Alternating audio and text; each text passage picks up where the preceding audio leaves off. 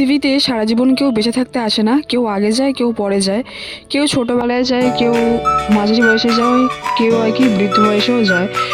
তো এটা নিয়ে আমাদের বাঁচতে হবে, কিন্তু দুঃখ কষ্ট সবই লেগে থাকে যে মানুষ মরে গেলে প্রচুর কষ্ট হয়। মাঝে সাঝে ভাবি ভগবানের প্রতি যদি রাগও হয় যে মানুষকে যদি মেরেই ফেলতে হয় তাহলে জন্মই বা কেন দেয়। কত আর কি বাচ্চা কাচ্চা সমস্ত কিছু হচ্ছে, আবার এও বাড়ছে আস্তে আস্তে। লোকের জনসংখ্যাও বাড়ছে, কিন্তু ভাবি যে এক সময় মনে হয় যে পৃথিবীতে ধ্বংস করে দাও আর কি। কেউ কারোর জন্য কাঁদবে না, একবারেই মরবে আর পৃথিবীতে যেরকম আগে হ্যালো এভরিওয়ান, জমিও। আশা করি তোমরা সবাই ভালো আছো, সুস্থ আছো। আমি ভালো আছি এবং সুস্থ আছি। আর একটি নতুন ব্লগে তোমাদের সকলকে জানাই স্বাগত। আর অনেক দিন ধরে আর কি ঘরে আসবো করছিলাম, তো এই টাইমে আর কি একটু মানে ঘরে এলাম। তো দেখতে পেলে একটু আগে আর কি রাস্তায় ছিলাম, তো এখন ঘরে এলাম।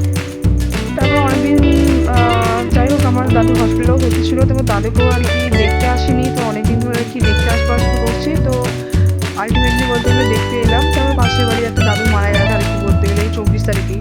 তো ওই দাদুটা প্রচুর আর কি আনন্দ করতো, মানে কী বলবো। তো যখন খবরটা শুনেছিলাম না, তখন ঠিক 8টা 10 নাগাদ ওরকম রাত্রেবেলায় মরেছে 24 তারিখে। আর তো প্রচুর কষ্ট হচ্ছিলো, কিন্তু কি করব, কষ্টের মধ্যে দিয়েও বাঁচতে হয়। আর বন্ধুরা তোমরা জানো যে বেশি কাঁদলেও না, যে মানে নিজেকে কি বলবো, নিজে মানে নিজের পরেরই বলে, বিশেষ করে নিজের ঘরের লোক কেউ যদি মারা যায়, আমি মাঝে সাঝে ভাবি যে মানুষ কী করে আগে যখন ছোটো বা যখন একটু বড়োবেলায় যে মানুষ মরে গেলেও হাসে কেন, এত তাদের মধ্যে আনন্দ কোথা থেকে আসে। এখন বুঝতে পারি যে হ্যাঁ সত্যি, মানে তুমি ভালো করে যদি নাও হাসো না, মানে নিজে মরে যাবে এরকম ব্যাপার, তার চিন্তা করতে করতে। কিন্তু এই পৃথিবীতে সবাইকেই বলতে গেলে মরতে হবে, মানে আমিও একদিন থাকবো না, মানে সবাই বলতে গেলে সবাইকেই যেতে হবে। তো আনন্দের মধ্যে দিয়ে তোমাকে কাটাতে হবে, কিন্তু কিছু করার নেই। মনে তো পড়ে তাদেরকেই, অনেকেই মারা গেছে মনে পড়ে, তাও তাদেরকে নিয়েও আর কি থাকতে হবে। তো সেই জন্য তোমাদের কয়েকটা কথা শেয়ার করলাম, তো খারাপই লাগে। তো পাশের বাড়ি একটা দাদুও মারা গেছে, তার মধ্যে আমার দাদুরও শরীর খারাপ, তো ওই জন্য মনে মনে ভাবি এক সময় ভগবানের প্রতিতে রাগও হয় যে তোমরা তো কিছু কিছু টাইমে মনে হয় যে ভগবান যে তো বড়, মানে ভগবান মানে আমরা হচ্ছে তার বাচ্চা বলতে গেলে। তো ভগবান তো চাইলেই আমাদের ক্ষমা করে দিতে পারে। জানি রক্ত মাংস মানুষ মানে সবাই পাপী, কিন্তু তাও আর কি ভগবান তো আমাদের চাইলে ক্ষমা করে দিতে পারে, কারণ তিনি হচ্ছে ভগবান বলে যে হ্যাঁ আমরা বড়, তোমরা বাচ্চা, যে তোমাদেরকে যাই করো তাই ক্ষমা করে দেবো। কিন্তু পৃথিবীতে এত ঘটনা ঘটছে, মানুষ মরে যাচ্ছে, বাবা এত এখন রান্না করছে, মার্ডার দেখো। হচ্ছে। তারপরে আর বললাম না, তোমরা কিছুটা বুঝে নিও। আর আমাদের আমাদের মতন মেয়েদের, তারপরে বাচ্চাদের অনেক কিছু অনেক রকম হচ্ছে, বুঝতেই পারছো তো।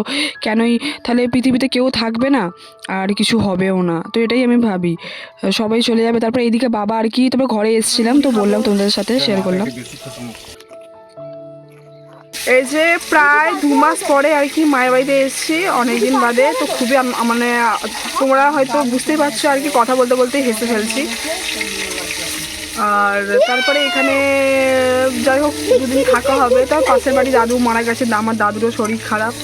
কি করব, মানে আর কি এদিকে খারাপও লাগছে, আবার কি করব, হাসবো না কাঁদবো। আবার 2 মাস বাদে এসেছি মায়ের কাছে, সেটাও আর কি ভালো লাগছে, এদিকে কষ্টও লাগছে, কি করব। আর যাই হোক তারপরে এই যে গাইস দেখো, আমার বোনেরা আর কি নাম দিতে যাচ্ছে ক্রীড়া প্রতিযোগিতায়। এইখানে আমাদের এখানে খেলা হয়, তো ওখানে নাম দিতে যাচ্ছে আমার বোনেরা।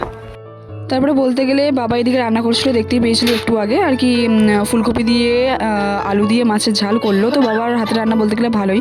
তারপরে মাংস খুবই সুন্দর করে। এইদিকে বাবা মানে আর কি থাকলে রোববারের দিনে মানে মায়ের প্রচুর হেল্প করে, হেল্প বলতে প্রচুর পরিমাণে হেল্প করে, সেটা বলার মতো এ নয়। অনেক মানে ভোর 4টা থেকে উঠে আমার মাও ওঠে, সমস্ত কাজে ফাজে যায়, সমস্ত কিছু করে তারপরে বাবাও সমস্ত কিছু মায়ের হাতাহাতি করে দেয়, অনেক অনেক হেল্প করে বলতে গেলে। তারপরে এই দিকটা বললাম যে আমাদের এখানে বার্ষিক ক্রীড়া প্রতিযোগিতা রয়েছে, মানে পাড়ার মানে এই তোমার ক্লাবে।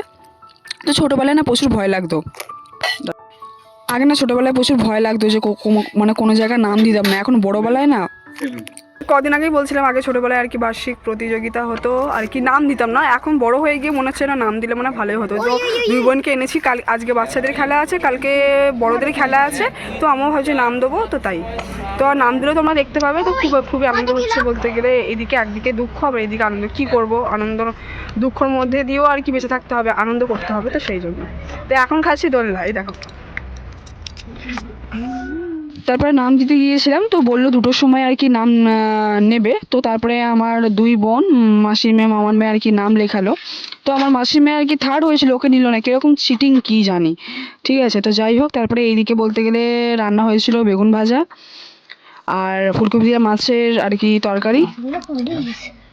বাবার না সামনে ওই তো দিয়ে দিকে আমার দিয়েছে। সামনে বেগুন ভাজা, যে বোন খেতে বসেছে। মা মুখটা দেখাও, তাকাও দাও তাকাও। এই যে মাও খাচ্ছে, এই যে বোন খাচ্ছে, এই যে বাবার খাওয়া হয়ে গেছে, বাবা বসে আছে। বাবা টুপি পরে দিচ্ছে কেন গো? কি ঠান্ডা লাগছে? ও দেখো, জানতো না।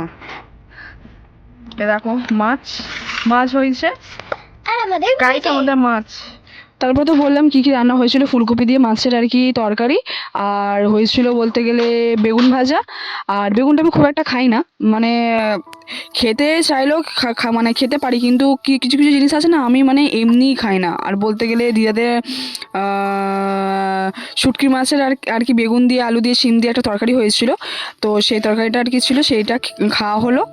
আর একটুখানি দিদাদের আর কি, আমাদের সানডেতে বলতে গেলে মাংস হয়, কিন্তু আমি মাকে বললাম মাংস করতে হবে না, কারণ মাছটা আমাদের কমই হয় তো ঘরেতে। তো আমাদের যেহেতু মানে কমই হয় বলতে গেলে, তো সেই জন্য আর কি, তো মন্ডেতে মাংস হবে। তো যাই হোক, তারপরে এইদিকে আর কি বোনেদেরকে একটুখানি অঙ্ক আর কি দিয়েছিলাম, যাতে ওরা অঙ্ক দৌড়ে নাম দেবে। আর উল্টো মানে গুলি চামচ, ভাবতে পারছো, মানুষ এমনি হিমশিম খেয়ে যাচ্ছে, আবার উল্টো গুলি চামচ, সোজা যেতে যেতেই অসুবিধা, আবার এদিকে লাইন করে নে, লাইনের যে ট্র্যাকগুলো হয় কিচ্ছু করে নে, কী বলবো। তাও তো আমার মানে মাসির মেয়ে, ওটাও আর কি 3rd হতে হতে আর কি হলো না, পুরো একেবারে লাস্টেতেই আর কি গুলিটা পড়েছে, কিন্তু ও পুরো একেবারে লাস্টের দিকেই চলে এসছে, কিন্তু তখনই তো এন্ড। ওরা তো আর বলতে গেলে ওখানেই শেষ, তো ওখানেই তো গুলিটা তো ফেলবেই না, না ওখানেও আবার গুলি চামচ নিয়ে যাবে। ওইখানে পড়েছে, বলছে না হয় না, না হয় না, সবারই তো গুলি পড়লো, তাও বলছে না হয় না, হয় না। যে 4th হলো তাকে 4th-এ নিয়ে নিল, তো কীরকম কী জানি। তো তারপরে এইদিকে বলতে গেলে আমার বোনও অঙ্ক দৌড় দিয়েছিলো, এবার যারা আগে ছুটেছে, কিন্তু অঙ্ক ঠিকই হয়েছে নিশ্চয়ই, বলে তো সহজেই দিয়েছে। তারপরে ও তো ওই জন্য রাগে, মাসির মেয়ে রাগে, আর বলছে না আমি আর অঙ্ক দৌড়ে নামই দেবো না। তারপরে কিন্তু আমার মামার মেয়ে তাও দুটোই, ও বলছে না দেবো না দেবো না, আমি বলছি দেখ এটাই খেলায় হার জিত রয়েছে। তো ছোটোবেলায় আগে অনেক আর কি বার্ষিক ক্রীড়া প্রতিযোগিতা হতো, তখন আর কি মিস করতাম, যে মানে তখন আর কি ভয়ে ভয়ে নাম দিতেন না, তো কী হবে না হবে। হ্যাঁ, তারপরে আগে মাসির বাড়ি চলে যেতাম, নাহলে কারোর বাড়ি চলে যেতাম, আবার নাম কাটিয়ে দিতাম, স্কুলেও দিতাম না, বলতে গেলে স্কুলেও দিতাম না। তারপরে আমি বোনদের বললাম না তোরা দে, আমি বলছি এখন ছোটোবেলায় তোরা বুঝতে পারছিস না, বড় হয়ে গেলে বিয়ে হয়ে গেলে হয়তো তোরাও বুঝতে পারবি, ঠিক আছে। তো সেই জন্য বলছি এখন ছোটোবেলায় এখন সমস্ত কিছু লেখাপড়া ভালো করে কর প্রথমত, সমস্ত কিছু, তারপরে এই লাইফটাকে ভালো করে আর কি এনজয় কর, ঠিক আছে, তারপরে সব কিছু।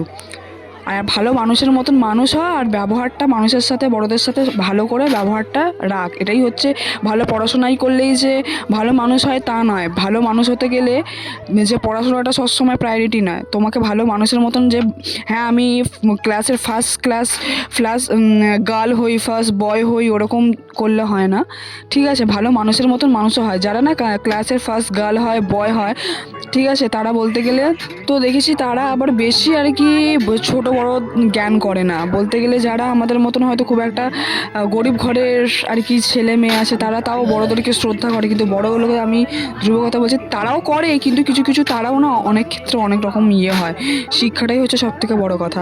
তারপরে এইদিকে বলতে গেলে আমি বোনকে বললাম যা একটুখানি সবাইকে ভিডিওতে একটু শেয়ার করে দিই, আর কি দেখাই আমাদের ঘরে কে কে আছে, দাদু, তবে দিদার তো এদিকে ঘুমিয়ে পেয়েছিলো বলতে গেলে, তারপর মাসিরা ছিল, বোনেরা ছিল, বোনকে বললাম যা একটুখানি তুই ভিডিও করে আন।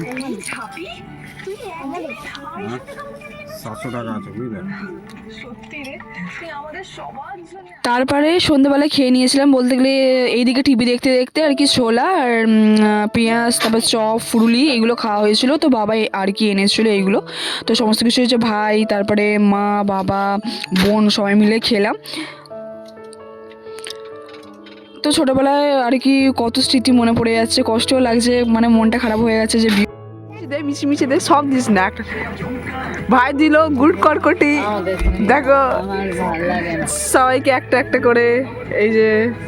তো তারপরে এদিকে আর কি সন্ধ্যাবেলায় গিয়ে তারপরে ওই খেলা ফেলা হয়ে গিয়ে তো সন্ধ্যাবেলা দেখতে পেলে আর কি মুড়ি সব মুড়ি চপ ফুরুলি এসব খাওয়া হলো। তারপরে মাসির বাড়িতে গিয়েছিলাম, মেজো মাসির বাড়িতে।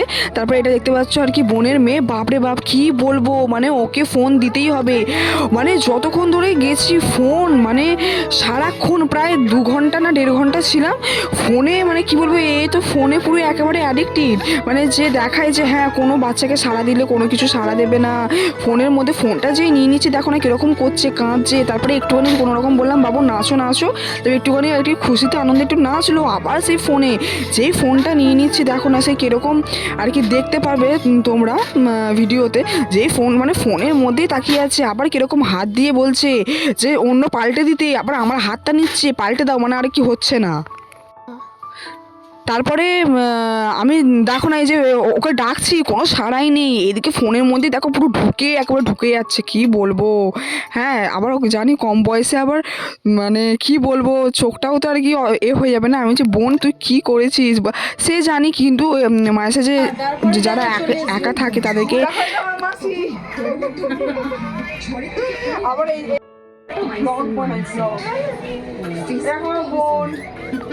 বসে আছে, হাই করে দাও। তারপর তো দেখলে আর কি মাসি আর বোনকে আর কি দেখালাম, তো আমি বললাম যে আমি ভ্লগ বানাচ্ছি, ভ্লগ তো ভিডিওতে তোমরা শুনতে পারবে। তারপরে এইদিকে আর কি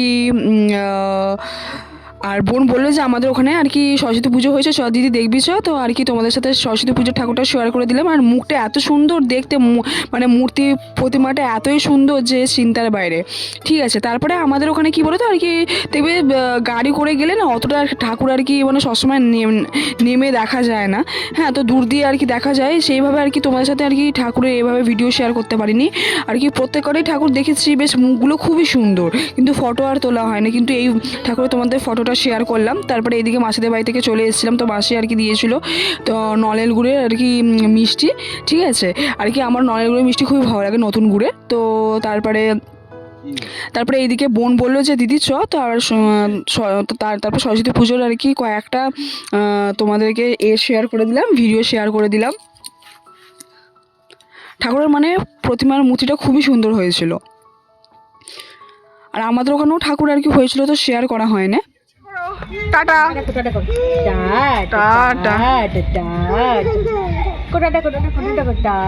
টাটা, হাত দিয়ে করা, হাত দিয়ে করা টাটা। ও বাবা কাঁদছে টাটা।